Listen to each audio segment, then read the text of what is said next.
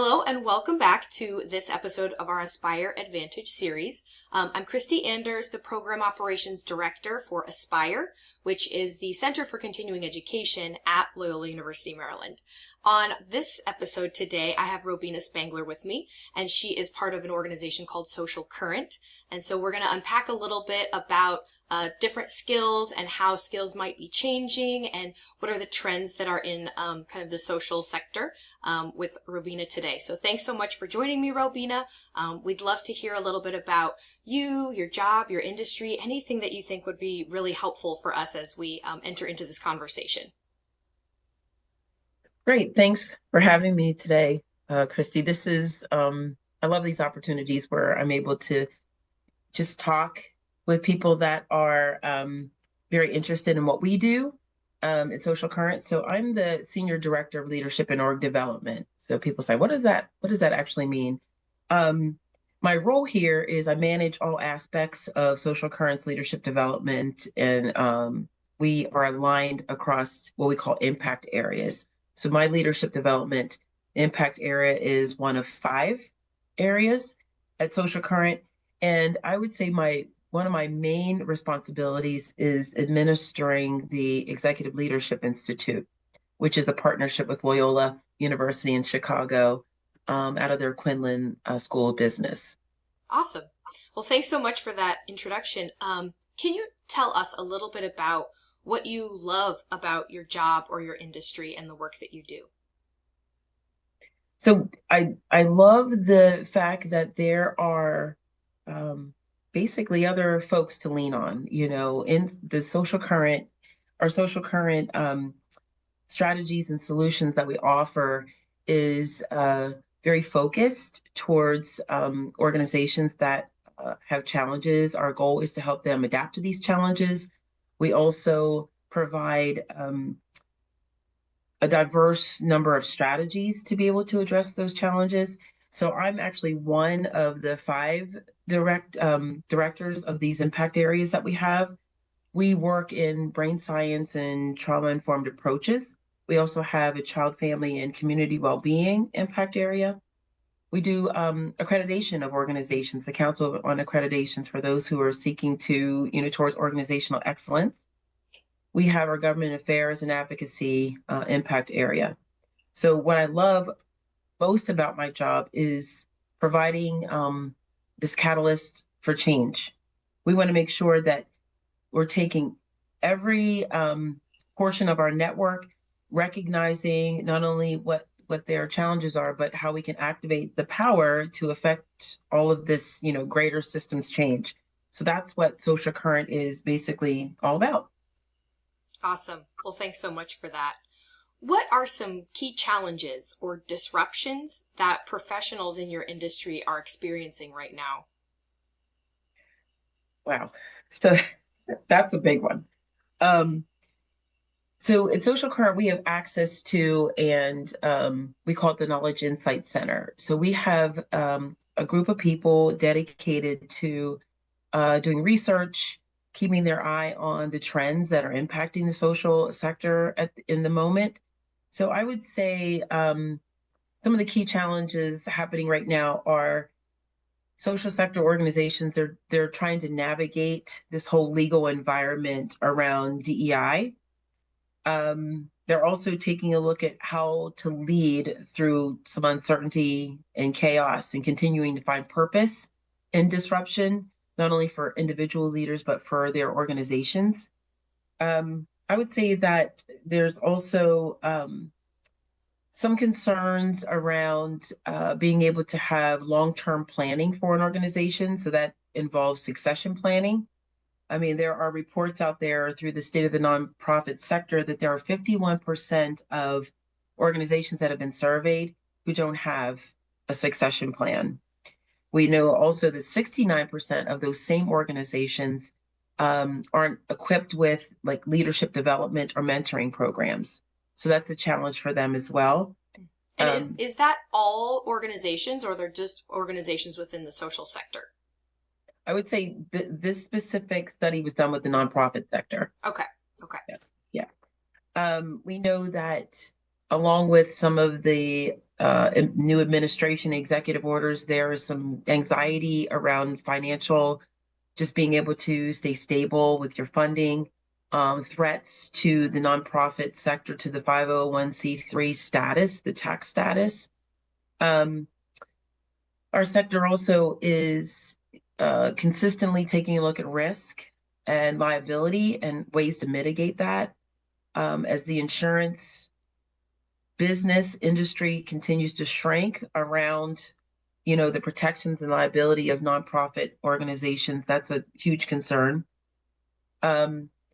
This one is kind of like a concern, but then there are some organizations that are embracing it, which is the whole hybrid and fully remote workforce. It's appealing for some because of the flexibility of the option. You're able to save on operational costs. We also know that it promotes staff well-being. There's the ability to achieve the reality around work-life balance. Then there are concerns around folks that are working hybrid or fully remote, that they're removed, not only physically, but they're removed also organizationally away from the mission and vision and values of the organization. So how do you, provide a space for them to be able to stay connected to the organization? And that can be very tough when you don't have in-person conversations. Staff shortages, now that is across the board, but it impacts the social sector a little differently. When you have staffing shortages, workforce shortages, it impacts your ability to provide the care that's necessary to some of the most vulnerable persons on the planet, right? So when you have those staffing shortages, that's a huge impact to communities. Organizational health, just making sure that we recognize that our people, taking care of our people who do the work, our internal health organizations is important. We know that the people that work in our sector have lived experience with trauma, and being able to have these trauma-informed practices as part of a business model, making sure that there's physical, emotional, psychological safety at work, that there's trust, there's boundaries around what's okay and what's not okay. The same things to be able to mirror that compassion for our employees that we do for our consumers and clients. And lastly, I would say that another key challenge in the industry is, just the ability to adapt to technology, specific technology around telehealth, electronic health records, and then, of course, the readiness and governance of artificial intelligence and its impact on the human services sector. Thank you so much for that very thorough answer. It sounds like there's a lot of disruptions and challenges that you are trying to balance. And some of those are external, things you have no control over, things that are happening in the world that you're trying to respond to. And then things that are internal of, acknowledging that the people that are working to provide support and services for the clients and the consumers are people themselves, and they need that balance and that understanding. But then also you mentioned that leadership and succession planning component of having these conversations on a continual basis when you don't know who's going to be leading them at your organization in a couple of years. And so that leadership component to continue these critical conversations sounds really important. And then you mentioned this Leadership Institute and these different programs that you're kind of in charge of. How do you see those programs helping to meet the needs or address some of these challenges or disruptions that you just identified? So thanks so much for the question. We know what we know about partnering and partnerships and how important it is. The social sector is not a place where resources are abundant. Like, creating our own communities of partnerships is exactly what is very special about the social sector. So our Executive Leadership Institute is, again, a partnership with Loyola in Chicago. We have an opportunity to provide an academic setting with, some rigor, which directly centering the voices of our social sector, that's what they wanted. They really wanted some academic rigor around the program, but then also being able to bring in that trending information and address those trends. So it's a great opportunity to equip leaders with skills to help them with adaptive to the challenges, also to help them identify not only themselves as leaders and where their skill sets might need to be built upon, but also understanding as an individual leader, the organization and how you can actually impact the organization's health and growth.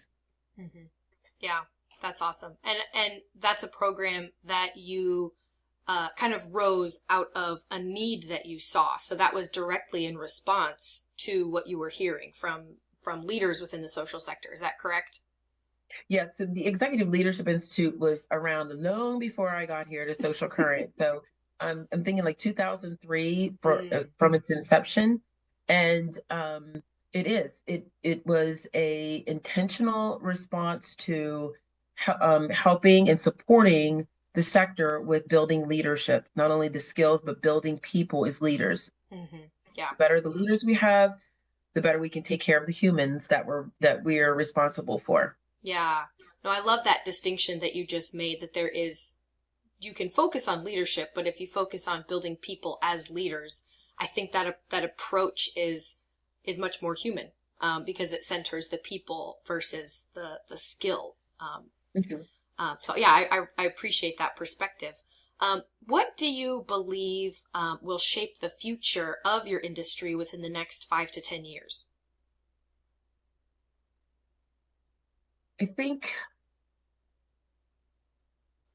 I believe that it's going to I don't want to say boil down. There's going to be power.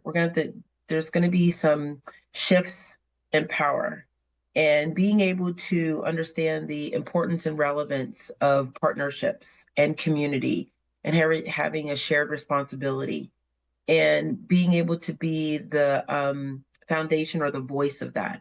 So when I think about funding and development, and how do we as social sector leaders help other folks who aren't in this industry understand how we're funded, why we're funded, and how can they be part of something bigger than themselves to help build the financial health of the sector.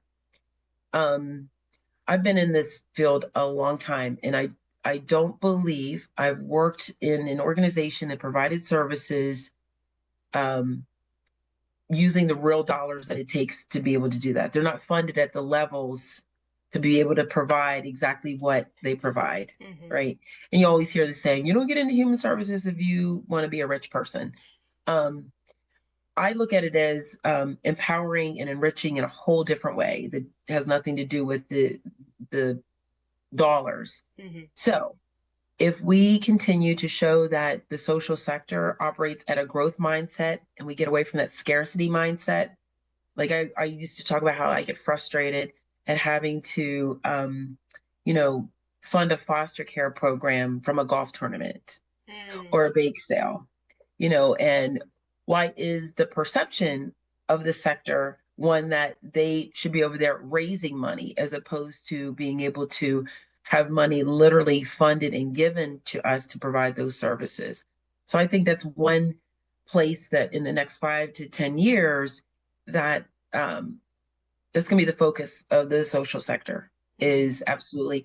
Here at Social Current, we have a campaign called the New Narrative Campaign, and working with some very powerful and influential people to create this pathway for organizations, our network and beyond, to help folks understand and identify the needs for the funding and have this whole social impact, getting folks to understand that we're we're qualified. Mm-hmm.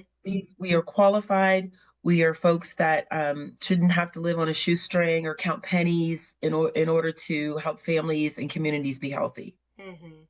Yeah, man, that is such necessary, but I would imagine would it almost be emotionally draining to know the impact that you're making and continually have to try to provide evidence of that impact while you already have 12 other things that you're trying to do. And so I think that it's an important conversation, and I like the way that you described even the power and the privilege component within that, and that, you've titled that the new narrative on how do we talk about this with people who maybe don't understand. And I think that, so many of those conversations right now in our culture, I think in some ways are opening up. I think there's a lot of people who are curious. I think there's people on the other end who, are not as curious. But I think it sounds like being very intentional about that. I hope that continues to increase your ability to get funding, and not have to, I've always said, don't ask me to sell anything or do fundraisers. I'm not your person for that. Like, even if I wholeheartedly believe in something, I have a hard time asking people for money when I know budgets are tight. But I appreciate the commitment that you have to this work, and pointing that out. I think it's a really good thing for people who might not be recipients of those services to think through, and how everyone plays a part in forming and supporting healthy communities, no matter where we fall within that community. Any reaction, I guess, to my thoughts, my reaction to your answer, any reaction or thoughts to add on to that? Yeah, I was gonna make sure that I pointed out that resilience is a counter strategy in the social sector. We know that chaos and disruption, that's part of the fiber of who we are. That's just who we are. And making sure that we're focused on leadership that sees chaos, disruption as opportunities, opportunities to continue to, build actionable solutions around, always looking forward to having,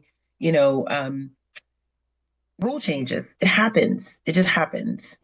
And then if you want to find some of the most resilient people, and someone says, what's the word resilient mean? And they want to see examples of it, visit a local nonprofit and spend the day with them. And you will see almost on an hourly basis what compassion and resilience looks like. Yeah, I love that. And I love that invitation to go visit a nonprofit if you're curious. And that would be a great follow-up for anyone listening to this interview. So in your view, which skills are becoming essential to stay competitive and, more importantly, it sounds like, adapt to the changes that are happening in your industry? And what can people who want those skills, what can they do to help get them? Oh, that's a big question, Christy. So the first thing I would say is being prepared to identify dysfunction sooner rather than later, because it's going to happen. Again, it's going to happen. And then building skills, or making sure that you're strengthening your executive skill sets around communication. Again, being able to communicate a message about your story and your narrative, and have it be, it can be anecdotal, but we also know that data-driven decision-making is what gets the attention of folks that have money. They want to know what are we spending our money on, and what's our return on investment. So I would say some data-driven decision-making skills is important. I'd also say good old-fashioned empathy, just recognizing that not everybody goes through things the way you go through them, but they're going through them, right? And empathy, I'm a huge fan of adaptive leadership skills, just recognizing, again, getting on that balcony, being able to be up here, come out of the fray, look to see kind of what's happening, and being able to apply some type of, diagnosis, taking a look at, where things are changing, what is the cause for those changes, those root causes, and getting in there and really understanding. Listening is a good one. creativity. Mm. Even though you might rely on lived experience and history of things, being able to pull yourself forward and be creative and be open-minded and innovative, emotional intelligence, always understanding, having that self-awareness, not only as a leader, but understanding how what you do when you're talking about inspiring and influencing people, what you do impacts people. Mm-hmm. I mean, it impacts some people, the trajectory of their whole lives could Yeah. be impacted by your leadership and what you do. Problem solving, um, that goes without saying. And I would say, like, again, collaboration, Mm-hmm. recognizing the power and relevance of strategizing around shared responsibility. I have a few friends that have reached out to me who are now CEOs of companies and have realized that instead of, buying something or starting something new, knowing that the startup funds aren't there, find a partner, find affiliate with someone that has that specific service that you may not have and affiliate with them. So it's either an affiliation or a full on merger or acquisition Mm-hmm. and strengthen numbers, you know? And then lastly, I'd say conflict resolution. We leaning in to conflict, um, I would say is a fabric, again, a fabric of social sector work. It's unavoidable. So really being able to sharpen your conflict resolution skills and negotiation skills is key. Mm-hmm. Yeah. I went to I think it was more of a marketing workshop about a year and a half ago. And it surprised me the number of nonprofits that were represented at this kind of marketing workshop. And you said something kind of early in your answer that made me think about how important the communication piece of knowing how to tell your story, be not only to get the funding, but to help your organization be have that shared purpose and vision. And so it's interesting because when I did our digital marketing interview with our with a previous guest, we talked about how marketing and that communication piece of how do you convey your message and what's happening in your Yeah. organization is becoming so Yeah. central to every industry. Mm-hmm. And that seems to be a kind of a running theme in conversations that I'm having, even just outside of this podcast. That the ability to communicate well, even with AI that will write things for you, is so crucial to one of those more technical but also softer people skills that's so important Yeah. to the work that people are doing these days, because you can't fully connect with someone and with your story if you don't know how to talk about it, whether that's written or auditory or whatever that looks like.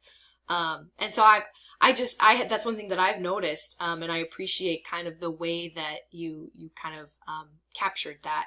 Um, in addition to all of the kind of soft people skills that you just mentioned of the empathy and the problem solving and really getting people to think critically. And I think it definitely sounds like change and chaos is a part of who you are. And so being able to respond to that and not lose hope seems like that's something that's very kind of part of the core essence of what it means to be part of your industry. So I don't know if you have any, again, thoughts or reactions to my thoughts and reactions, but Yeah, I can, I remember a day where it was almost socialized or instilled in you to not be proud of or talk about what you do mm, as a nonprofit. Don't bring attention to yourself. Like, don't bring attention to yourself because there was criticism out there about nonprofits. Um, there was also, this whole perception that you can't make money, like you can't have a margin. mm, And the purpose for nonprofit obviously is to have a margin to be able to, invest those dollars back into strengthening, expanding the quality of the services.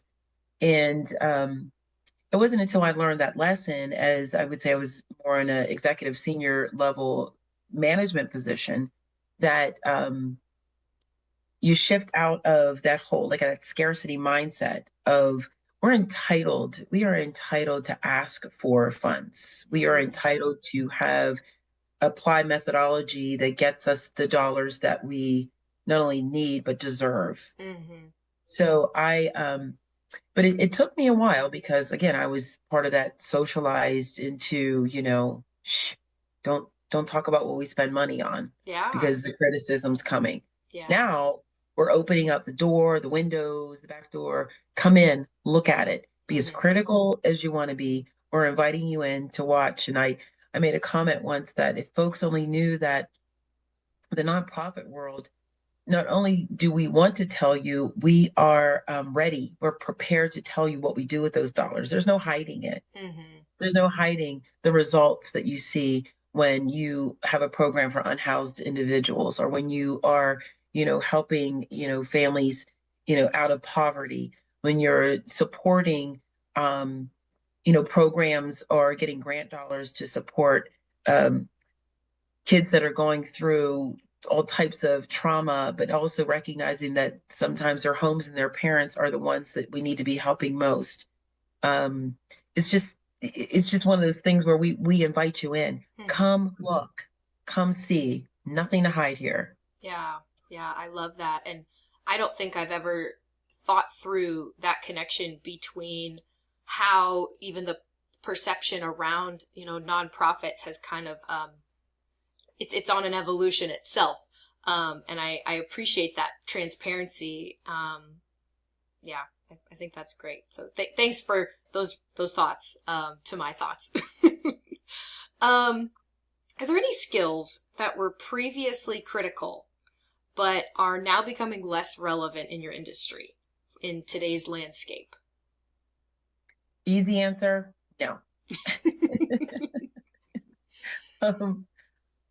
So the when I hear the word critical, the first thing I think about is the importance and what you would use those skills for and the impact they would have, right? The critical nature of those. I've sat on a few boards in my career, and we hear things like mission critical, mission critical. And I recognize that I don't think there's a skill around leadership that goes away. I think that what happens is as things evolve, that the landscape evolves, as you begin, to, like I said, to identify root causes of things, you apply a different leadership skill, but it doesn't go away. So we talk about building toolkits, resource guides, playbooks. Not because we want everybody to do everything the same way, but we want folks to be able to have, if this over here is not working a certain way, you pull this kind of tool out of the toolkit. If you need to understand the roadmap or a way to get from, A to Z, we have this type of thing in the playbook to help guide you. So, yeah, I don't think anything was previous or goes away. And I'm not, suggesting that everything we do is crisis. But let's be for real, we're dealing with human beings and things change and evolve. Of course, we have many successes and progress that we celebrate. There's probably more celebration than there is all the other stuff. But yeah, I don't think any skill goes away. Yeah. Yeah. Well, even in, some of your previous reflections on other questions, it sounds like a lot of the kinds of skills that people draw from are those soft human skills, that those kinds of the resilience, the empathy, those things that make us who we are, even with all the advances that technology is making, you will not be able to replace any of those leadership, kinds of skills that you've really hit on. And I think even the component that you mentioned earlier about having some data to back things up, but also the transparency, and this is where your dollars are going. There's tools that can help us track that better and have Absolutely. information more readily available. But it's not replacing or making irrelevant anything that has helped make the nonprofits that you work with or serve impactful, in the past. And so it definitely sounds like as humans and as we continue to grow and adapt and our world continues to do that, we react right along with it. And we don't lose anything by having more skills, whether those are some kind of technical or soft skill. But Yeah, correct. yeah. It's, and I would also say that I don't know if we recognize this as a skill, but I do know that action is key. Like we don't have a lot of time to sit in big boardrooms and mull things over and whatever. So there is intentional energy, Mm-hmm. and there's just power in movement. Mm-hmm. There's just power in movement and making sure that when we feel as though or recognize that we may not have the right anchors to be stable, movement is key. Mm-hmm. And I always equate that to exercise because we know that, right? Sitting still for long periods of time is not healthy, Mm-hmm. but we know movement is healthy. Mm-hmm. So it's the same analogy when you think about operating a nonprofit service, again, where you're helping people. Are folks that are in the most need, um, their lives move. They're not just sitting still waiting for someone to come into their homes or into the a center or have them come into a program. So again, I just think the major takeaways are adapting, being creative in thought, making sure decisions are made based on the power of storytelling, but also data driven, Mm-hmm. and then just the recognizing that resilience is absolutely an antidote. Mm-hmm. It's a counter strategy to burnout and all Yeah. those things that we recognize as inherent in the nonprofit world. Mm-hmm. Yeah. No, I appreciate that kind of recap that you just did there. I think that's really helpful. Um, what role do you see continuous education and upskilling playing in your industry? So we know that we have a multi-generational workplace. And when you think about the diversity in thought, um, being open, free to be able to have some funding to do those cool things to stay open, I think the continuous education is important. It helps us to stay agile. Mm-hmm. I also think that it helps us to focus on things that we can control when we know resources are scarce. Um, I also think that, having the ability to understand where you can make the most impact, where to respond, those types of things are helpful with continuous education. Upskilling, making sure that folks understand their own, being self aware of your own limitations and what is it that you believe you need to grow and being able to find it first of all. Mm-hmm. So making sure we're offering a diverse um, pool of skills. Again, responding to different ways of learning. I know that, the whole neurodiversity issue um, can be addressed in the social sector.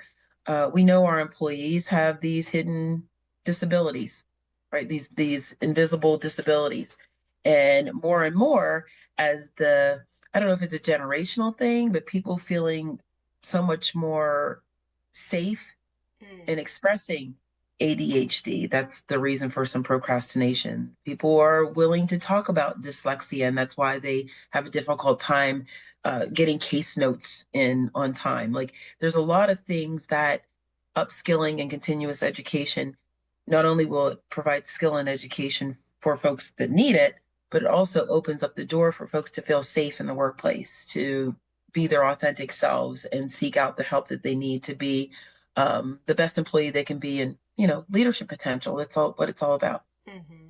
Yeah.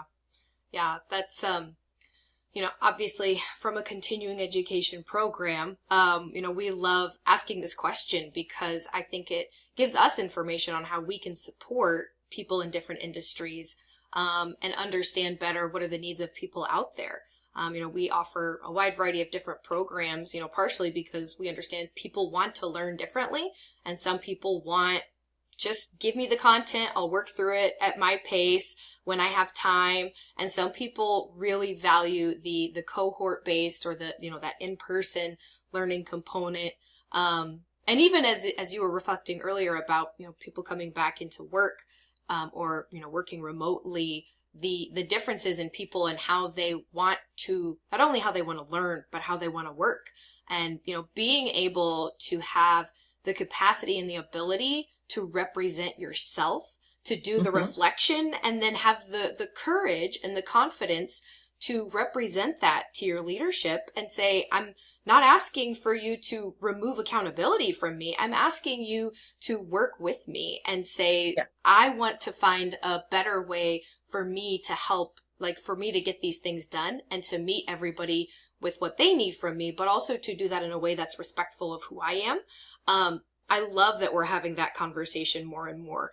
And, even I have two small kids, and I always think, how do I help even my children to have the confidence to represent things, and to be able to speak up for themselves, but also to notice that for other people when, does it seem like somebody's having a hard time representing themselves? We don't speak for other people, but, how do we encourage that? And, I love that conversation is something that people feel more comfortable with. And I hope that that's something that continues to grow in the work that we do, not just in, I think sometimes it's a family conversation, or it's at least growing up for me. I felt like that was something we talked about in my family, but I didn't feel like I saw that as much in school or even some work scenarios. But I appreciate that that's something that's happening more frequently, in the jobs scenario. So.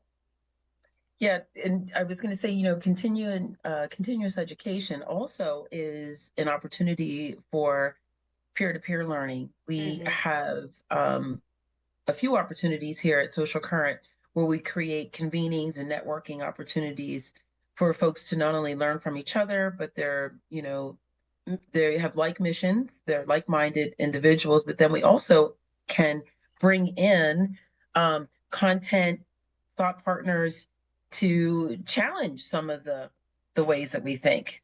Growth happens. That's a leadership tool as well, is when you're being challenged to think differently. And I do like that part of my job is being involved with, it's like putting the Rubik's Cube, moving the Rubik's Cube around to figure out, if this is a challenge, or if this is someplace that a leader or organization would like to build on, how can we at Social Current support that solution to that provider, that strategy to that provider, and then help them navigate through that successfully. Voices from other folks, very valuable. I mean, it really is. It's very valuable. So that whole power of the network becomes really important for that. Yeah, I love that. And I think, again, we offer things that are may seem like an isolated learning experience, but I do think learning happens best when you're sharing it and doing it with others. And so even if that's doing that with people at your work, or, sharing that with a family member, I think things are solidified as you explain them to other people. They say, if you want to know if you've learned something, try to teach someone else. And I think that the accountability and the challenging, and I mean, there's so much that, in a group setting, sometimes I learn just by listening to the questions that other people ask, because even in their questions, I realize I was not thinking that direction. Somebody was taking that piece of information and applying it in a whole different way that I, in my experiences, would never have thought to apply it that way. And so I love the group component, of learning and being able to learn from each other, as well as whatever that, topic or thing that you're learning is. So thank you so much, Robena, for being here today. I appreciate all of your insights, and we just appreciate the perspective that you bring to this. And Yeah, we're looking forward to working with you in the future, and we hope that this conversation is valuable to others as well. So thank you so much. Oh, thank you for having me. It was great. Wonderful. Well, have a great day. Thank you.